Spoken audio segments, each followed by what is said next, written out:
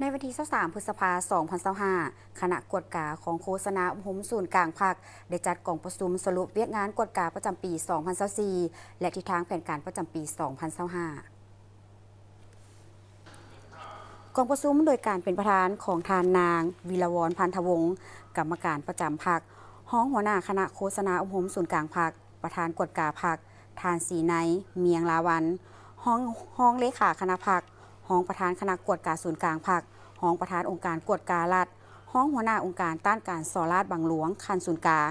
เข่าห่วมมีบรรดาทานภายในคณะพรรคคณะกรมพร้อมด้วยพนักงานลักแรงเข่าห่วมท่านสว่างดาราแสนหัวหน้ากรมกวดกาคณะโฆษณาอุปมศูนย์กลางภาคขึ้นพานบทสรุปตีราคาการเคลื่อนไหวเวียกงานกวดกาทั่วประเทศประจำปี2024และทิศทาง2025ผ่านบทสรุปเวียกงานกวดกาของคณะโฆษณาอุปมศูนย์กลางภาค2024และทิศทาง2025ซึ่งในปี2024ภายในคณะโฆษณาอุปมศูนย์กลางภาคแม้นบ่มีการปฏิบัติระเบียบวินัยต่อการจัดตั้งพรรคคณะพรรคและสมาชิกพรรคพนักงานรัฐกรลงติดตามกวดกาสรุปตีราคาการก่อสร้างหน่วยพรรคและสมาชิกพรรคปลอดใสเข้มแข็งหนักแน่นอยู่บรรดาหน่วยพรรคคณะโฆษณาอุปมศูนย์กลางพรรคประจำปี2024ผ่านการสรุปตีราคาการก่อสร้างหน่วยพรรคและสมาชิกปลอดใสเข้มแข็งและหนักแน่นจำนวนสมาชิกพรรคที่ได้ตีราคาแบ่งประเภทสมาชิกพรรคมีทั้งหมด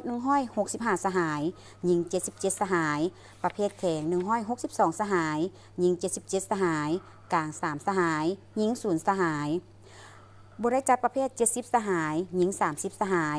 ได้จัดตั้งปฏิบัติการแจ้งทรัพย์สินและรายรับให้พนักงานรัฐกรสามารถปฏิบัติได้27สหายและได้ลงติดตามกวดกาโครงการเริ่มแต่หัวที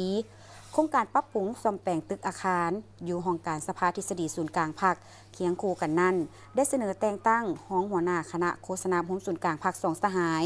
แต่งตั้งห้องหัวหน้ากรมขึ้นเป็นว่าการหัวหน้ากรม2สหายแต่งตั้งห้องหัวหน้าแผนกขึ้นเป็นหัวหน้าแผนก1สหายและออกพับการหับอุดหนุนบำนาญจำนวน3สหายพร้อมนี้ยังได้มีแผนยกย้ายพนักงานบอนประจำการเติมอีกโอกาสนี้ทางสีในเมียงลาวันยังได้ให้เกียรติมีคำเห็นโอ้ล้มบางเนื้อในที่มีความหมายสำคัญว่าการเหตุเวียกงานกวดกาต้องมีการวางแผนแนวทางการจัดตั้งปฏิบัติและมีการกวดกา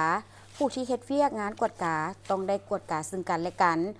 ทุกๆคนต้องมีส่วนร่วมฉะนั้นองค์ประกอบของเวียกงานกวดกาแม่นกวดกาพรรคกวดการัฐและต้านการสอราดบางหลวง3เวียกงานดังกล่าวล้วนแต่มีนิติกรรมเป็นบอนอิงในการเฮ็ดเวียกงานตัวจริงและต้องแม่นคนที่ดุมันห้าวหันมีความก้าวหน้ากล้าหาญกล้าเฮ็ดกล้าทำตามระเบียบหลักการก็คือแบบแผนวิธีเฮ็ดเวียกและอื่นๆ